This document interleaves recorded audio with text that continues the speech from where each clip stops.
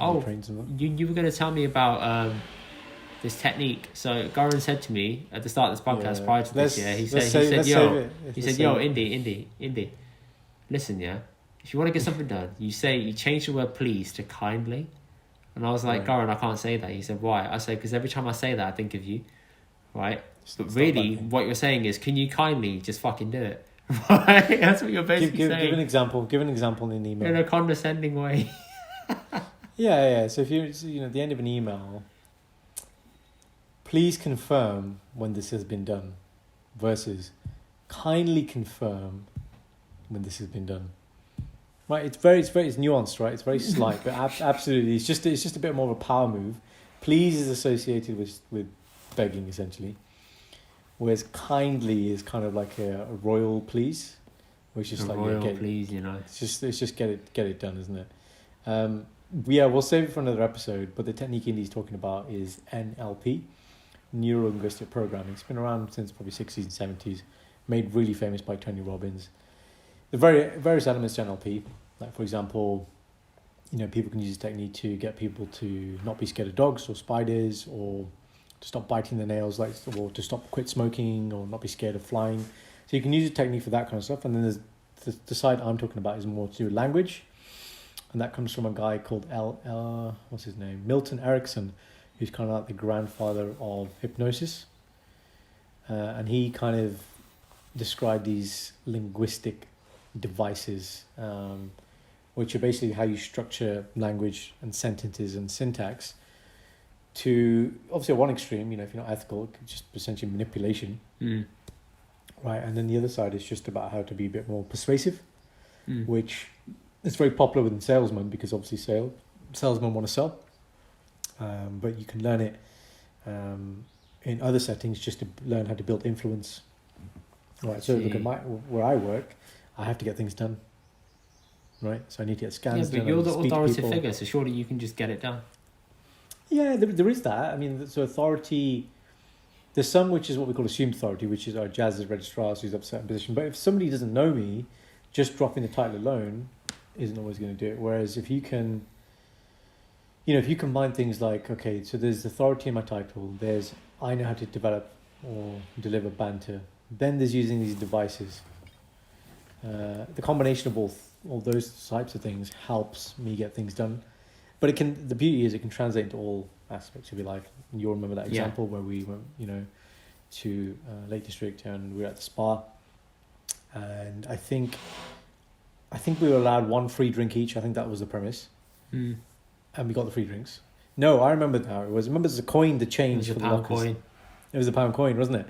So we got there and they were like, I said, can we have a locker? And they said, yeah, you'll need some change. And obviously, which, by the way, who the fuck uses change anymore? Right? So who even has change? I even asked people at work, I said, when was the last time you took something out of a cash point? Listen, you know where all the change is. It's with the shotgun. That's where it is. That's exactly where it is. There's pound coins. You're like, oh, I got my pound coin ready. Yeah, I got it right there. Right. And so nobody had change, because nobody has change anymore. But plus it was COVID, so everyone was doing like contactless.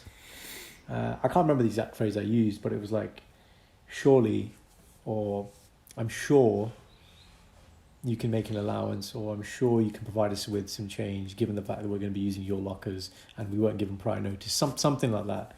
And then the key is you don't jump in, you shut your bloody mouth. This is what I tell people all the time, because then it's like chess. The other person has to speak. People don't like silence, they don't like awkward. So the other person's thinking shit. Because most people, what would their reaction be? They'll say that and be like, oh, but if you can't do it, don't worry. If you can't do it, don't worry. It's okay, it's fine, don't worry. Right?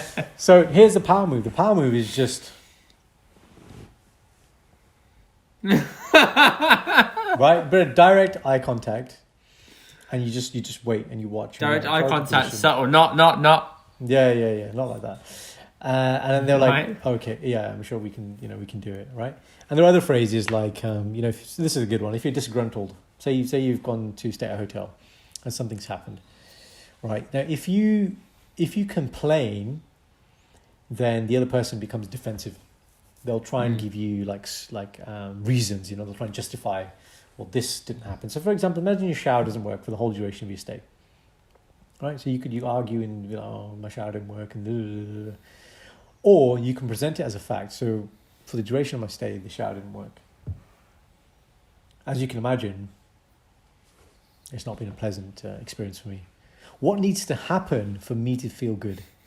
Pause, right? For me to feel good. For me to feel good. Or words to those effect. Words to those effect. The point is then the person feels empowered, or they feel they're empowered. They have to do something. It has to come from them.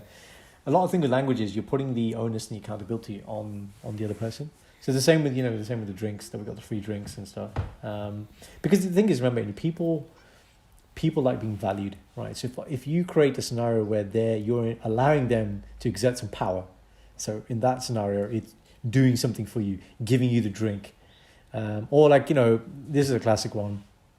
Hey John, I've heard you're the man that can get me, right? Because then John's thinking, oh yeah, I do want to be the man. I want to be the man who's known for doing things. And if I don't, then I'm not doing it. So it's just these subtle things. But the key, there's a syntax and thing, but pausing, man. People need to learn how to shut up and wait for a response. Because people don't like silence. Get really comfortable with silence and you'll see that all the power is in the silence. Mad. All right, I think we'll leave that top tip there. I think that's a good place to end it. It's time for a burger, mate. It's time for a burger.